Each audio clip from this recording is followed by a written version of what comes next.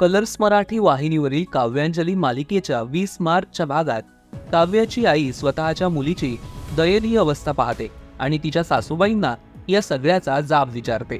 त्यावर मीनाक्षी त्यांना सांगते टॅक्स न भरल्यामुळे घरावर जप्ती आली आहे। हे ऐकून सुनंदाला धक्काच बसतो आणि ती बोलते, माझ्या मुलीच्या आयुष्यात एवढी उलथापालथ झाली, तुम्हाला मला सांगावंसं सुद्धा नाही वाटलं? जावई बापू कुठे आहेत? कुठे आहेत विश्वजितराव? तेवढ्यात काव्याचे सासरे बुवा येतात आणि विचारतात, काय चाललंय हे सगळं? त्यावर सुनंदा बोलते, काय झालंय ते मी सांगते। वाटलं होतं तुम्ही चांगली माणसं आहात, तुमच्या घरात माझी मुलगी सुखाने राहील।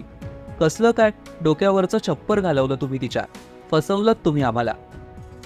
दुसऱ्या दिवशी काव्या ऑर्डर पूर्ण करून मिळालेले पैसे घेऊन पालिकेच्या ऑफिसमध्ये जायला निघते, जेणेकरून तिला तिचं घर परत मिळेल। मात्र सगळं एवढं सहजासहजी घडलं तर ती मालिका कसली?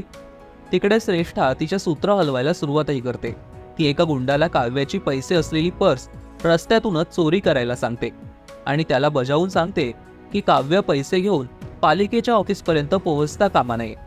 मग थोड्या वेळानंतर काव्या पालिकेच्या ऑफिसमध्ये पोहोचणारच तेवढ्यात श्रेष्ठाने सांगितलेला गुंड काव्याची पर्स घेऊन पळून जाण्याचा प्रयत्न करतो।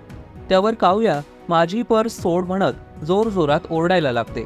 आता काव्या तिची पैसे असलेली पर्स मिळवू शकेल का, की एवढ्या मेहनतीने मिळवलेल्या पैशांची चोरी होणार, हे पाहणं महत्त्वाचं असेल। पाहायला विसरू नका काव्यांजली सखी सावली, रात्री 8:30 वाजता आपल्या कलर्स मराठीवर।